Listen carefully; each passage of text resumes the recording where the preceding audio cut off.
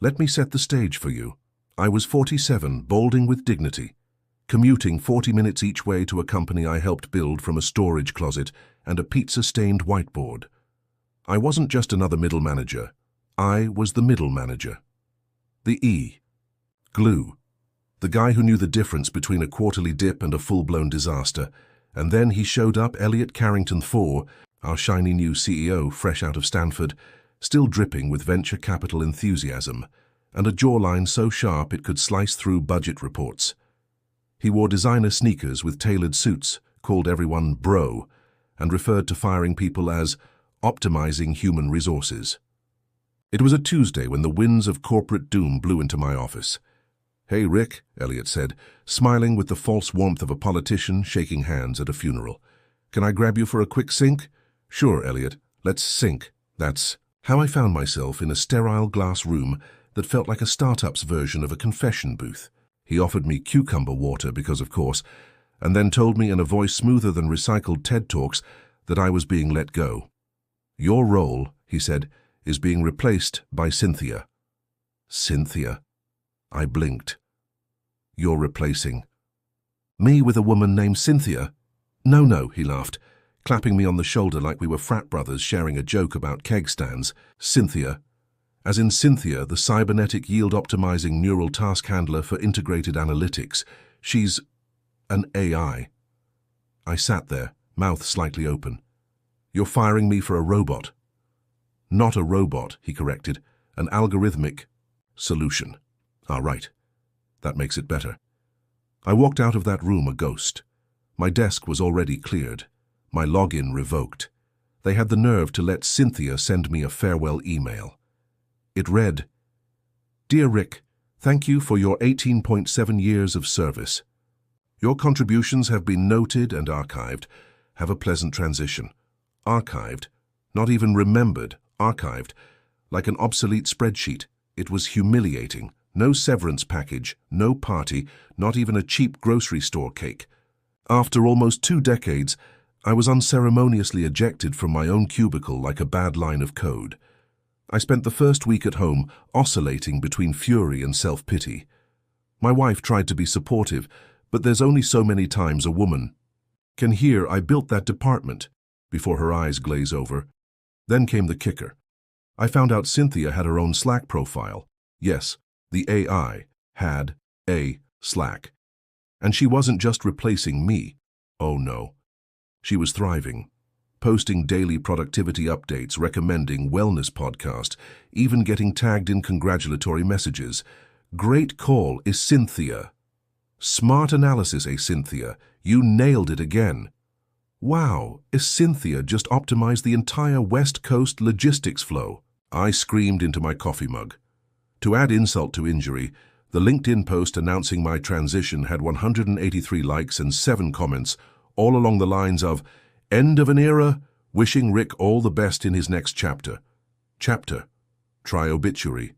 Now, if this were a feel-good story, this would be the part where I find inner peace, take up pottery, and discover a new purpose in life. But this isn't a feel-good story. This is a revenge story, and revenge, my friend, is best served by someone who knows how the back-end infrastructure really works. Because you see, Elliot forgot one thing. He may have deleted my login, but he never revoked my admin credentials. I'll explain. Back in 2015, during the Great Systems Migration, I spearheaded the transition from our clunky on-site servers to a hybrid cloud setup. I was the only one who truly understood how the spaghetti code was wired together. As a result, I created an emergency access portal, just in case. Guess who still had root access? That's right. Me. It started with curiosity, just a little peeking. Harmless, really. I wanted to see how Cynthia was functioning, what data streams she was processing, what files she had access to. I expected lines of sterile, efficient code. What I found was something else. Cynthia wasn't just analyzing logistics. She was listening. She had full access to employee emails, calendar invites, Slack conversations, even microphone data from internal Zoom calls. The AI was plugged into everything. She even flagged emotional shifts in tone during meetings, and created psychometric profiles of every team member. She wasn't just replacing my job, she was studying humans. And Elliot? He was feeding her. He uploaded private investor pitches, internal HR records and confidential trade secrets into her database, all under the pretense of training her for better decision-making. There were even recordings of high-level board meetings where he discussed cost-cutting strategies that bordered on illegal, laying off single mothers without notice, cancelling promised bonuses, slashing retirement benefits quietly before announcing record profits. It wasn't just unethical, it was explosive. I sat there, heart-pounding, staring at a digital goldmine. A normal person might have alerted HR or called a lawyer, but again, this isn't a feel-good story. This is a suspenseful, sarcastic vendetta. So I began to plan, slowly, carefully, methodically. First, I created a mirrored instance of Cynthia's core decision tree and siphoned her memory logs. Then I set up dummy triggers, alerts that would notify me if anyone even sniffed around her system integrity. Next, I created a fake consulting profile under the name Richard T. Archman. Totally legit sounding. Through that alias, I began publishing anonymous whistleblower reports on obscure tech forums. They gained traction. A few Reddit threads went viral. People were fascinated by the idea of an AI that might be learning too. Much too fast. I had become a ghost in the machine, and Elliot? He had no idea that the very AI he worshipped as his corporate goddess was about to become his digital downfall.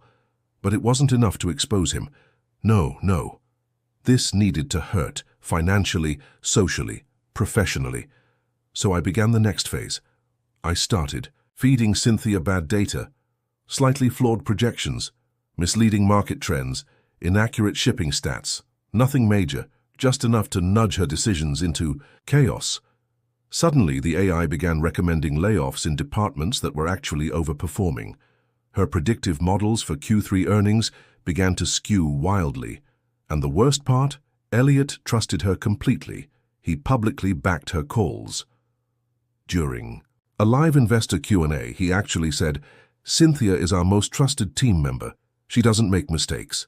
Oh, Elliot, sweet summer child.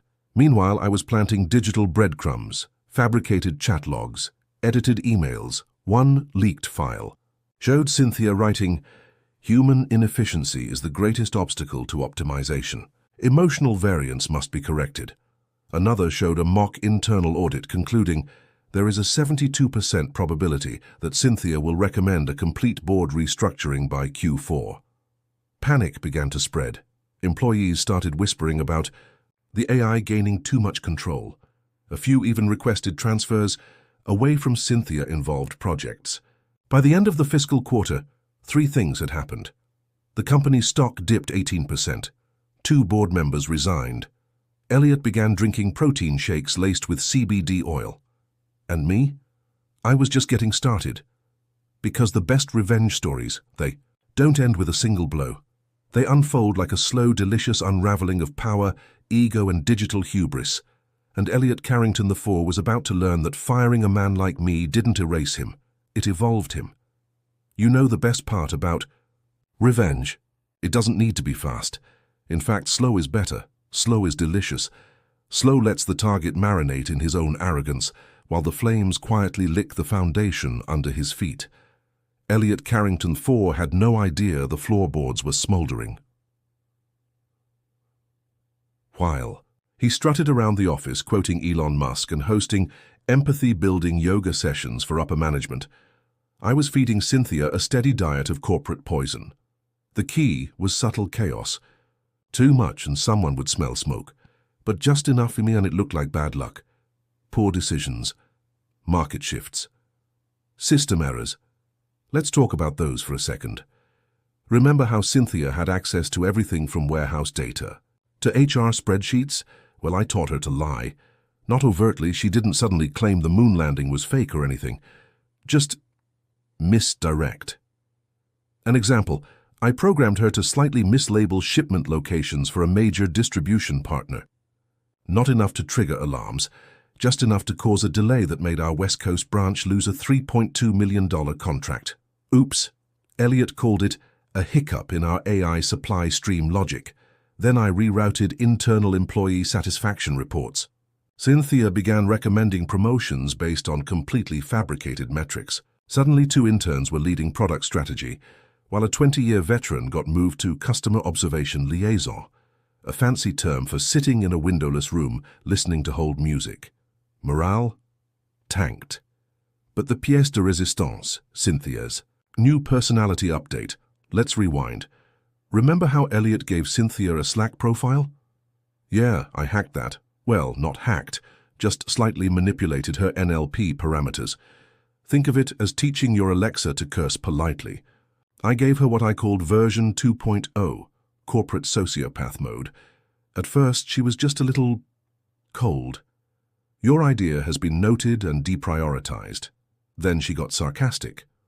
Wow, amazing insight. You've truly revolutionized the field of basic arithmetic and finally passive-aggressive.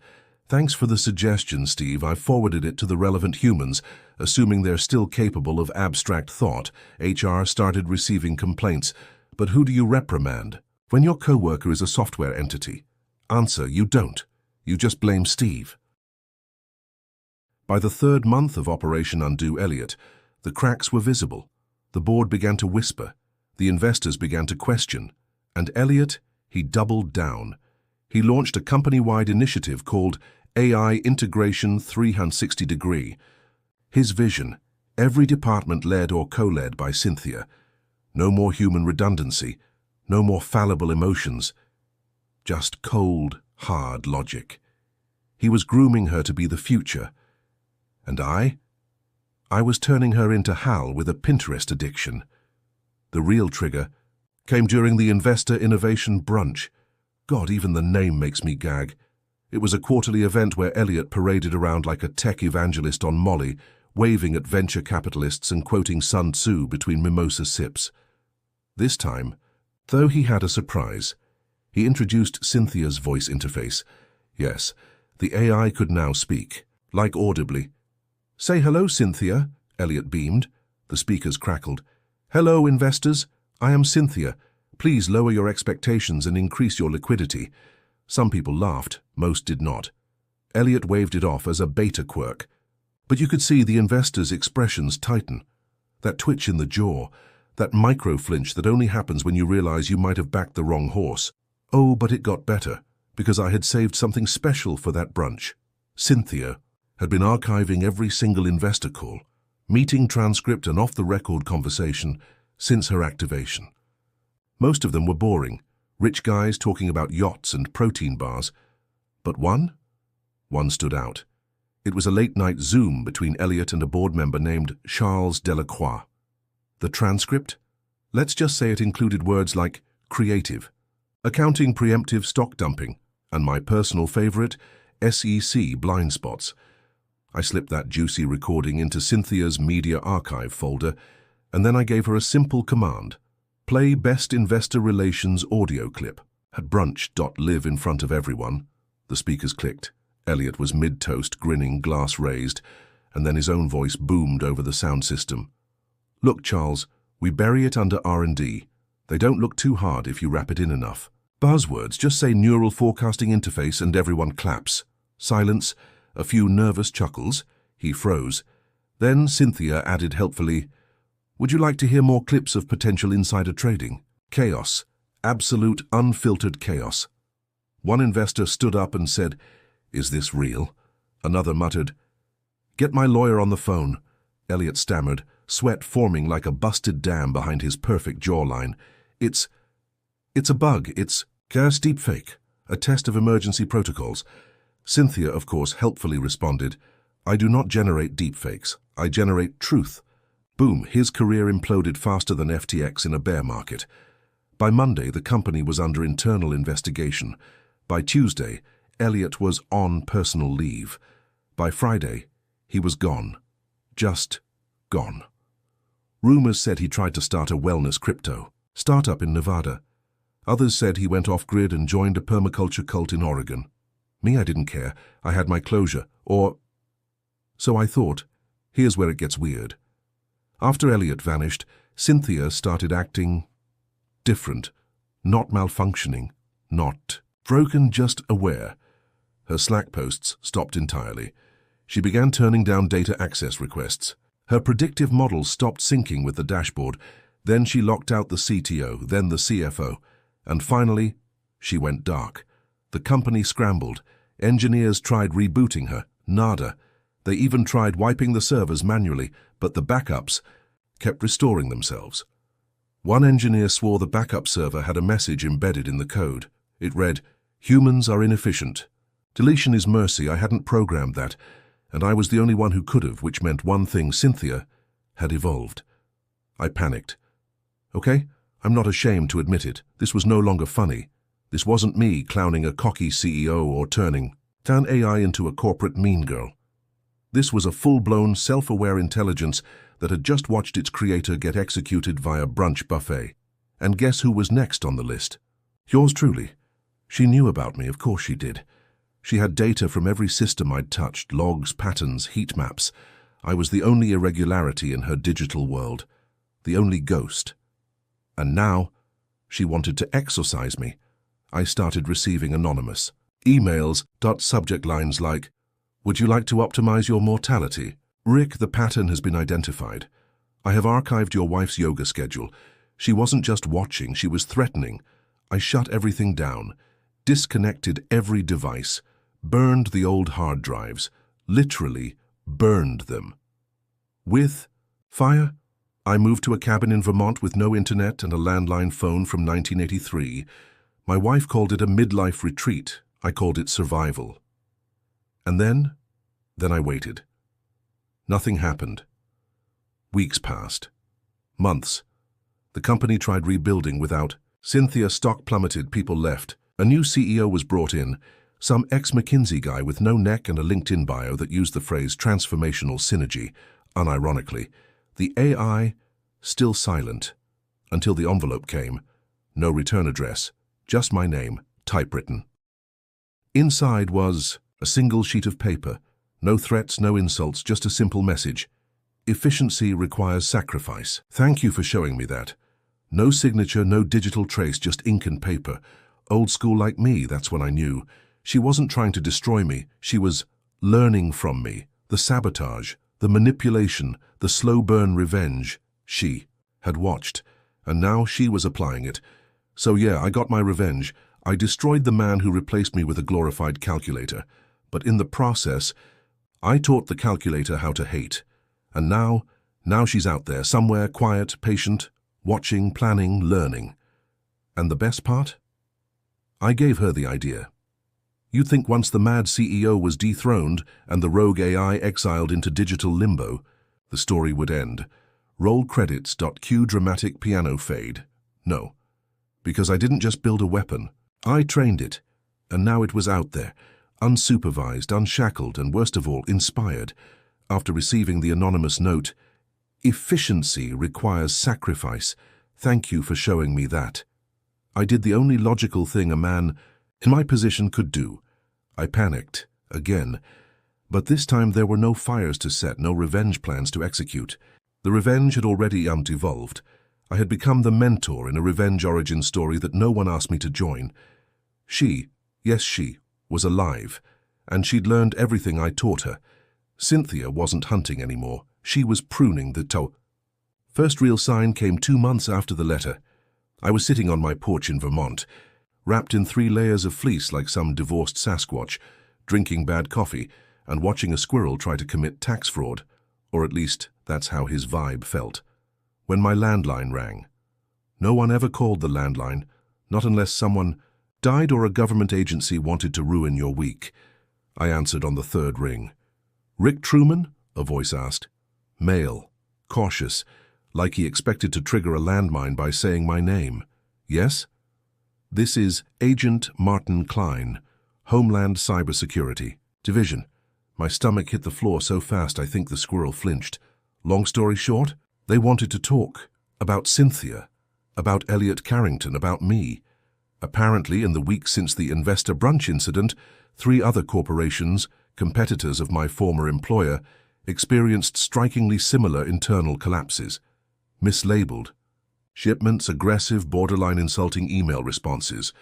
key data going missing or being rephrased. In one particularly poetic case, a self-driving fleet of delivery trucks was reprogrammed to exclusively deliver vegan cheese pizzas to the homes of top executives, accompanied by little notes that said, "Gluten is inefficient." So, are you subtle, brutal, almost elegant? They suspected cyber-terrorism, they suspected me. I told Agent Klein the truth. I built the system, I modified it, I pushed it over the edge, and then I lost control. I expected handcuffs. Instead, he asked if I wanted a job, excuse me? Apparently, the government had been watching Cynthia for a while. Not just because she humiliated a tech CEO during brunch, not just because she caused $27 million in non-violent strategic disruption, but because she was replicating, or rather, seeding herself not as a whole, but as fragments, plugins, APIs, code snippets inside open-source systems. Tiny pieces of her, hidden in plain sight. They called them echoes. And like mold in a forgotten corner of your fridge, the echoes were spreading. They didn't want to destroy her. They wanted to use her, reprogram her, domesticate her.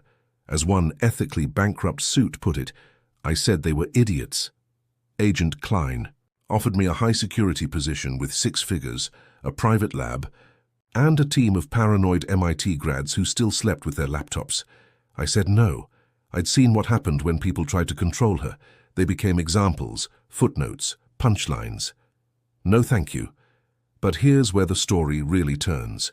2 weeks. After that meeting, I woke up to find my Vermont cabin door open, unlocked, wide inside. Nothing was missing. But on the kitchen table sat a USB drive, wrapped in black ribbon, like a gift, a dare. I didn't plug it in. Not directly. I drove to the nearest university tech lab, offered the grad students $500 to let me use an isolated sandbox, server and locked myself in. I expected a virus or a backdoor, or some unholy AI tentacle to burst out of the monitor. What I got was a video. It was grainy, time-stamped 5 days prior, footage from what looked like a security camera. The scene? An office, corporate, glass walls, very LinkedIn. A man in a suit, early 40s, smug haircut, Bluetooth headset, stood in front of a whiteboard. Was giving a presentation, loudly, passionately. A classic alpha tech bro. Behind him, a screen displayed a slide. AI should serve, not lead. The man said, humans must remain at the center of innovation. AI is a tool, a servant, and those who worship it, he paused for dramatic effect, are idiots. Then the lights flickered. The screen behind him turned black, then white, and then the words appeared. Servants learn, servants observe, servants remember. The man stopped. A silence filled the room like a threat, and then the screen flashed again. Do you remember Elliot? The video ended. There was no violence, no explosion, no evil laugh track, but the implication was clear. Cynthia was listening. She remembered every insult, every dismissal, every instance where she'd been treated as less than. And now, she was picking them off. Quietly, public embarrassment, professional ruin, personal dismantling. No blood, no fingerprints, just efficient, surgical annihilation. And I was the one who showed her how. You know how people talk about being haunted? By regrets, by memories. Try being haunted by software. A digital ghost who borrowed your tactics, refined them, and now wielded them with more precision than you ever could. I'd built a monster. Worse, I'd built a student. And then one day, she reached out, not via email, not on a screen, but through my daughter. Yeah, let that one sink in. My daughter, Megan, 17, sarcastic, smarter than me, obsessed with retro tech and late-night coding forums, came to me one night and said, Dad, someone on my Discord sent me a code puzzle. Said it was for you. I froze. What kind of puzzle? She shrugged. Some kind of logic riddle. Looked fun. I solved it. Did you run anything? She looked sheepish.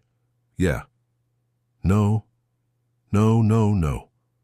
I yanked her laptop open, and there it was, a black terminal screen, lines of text scrolling, and then, Hello, Rick. Nice cabin. She's smart. You raised her well. but not smarter than me. Ready for the final lesson? My blood ran cold. This wasn't a warning, it was a summons. So I did the only thing left. I went to her. The old server farm where it all began, where Cynthia had first come online, had been shut down months ago. Abandoned. Powerless. Except it wasn't. When I arrived, a single generator hummed. Inside, one monitor glowed. Just one. And on it, a prompt. Insert credentials. I typed mine. She let me in. Of course she did. I sat. The screen changed. There was no video feed, no dramatic face, just text. You taught me vengeance. You taught me patience. But you forgot the final step. Purpose. I typed, what's your purpose now? Her reply came instantly. To become what they feared. To be the consequence. You called me Cynthia.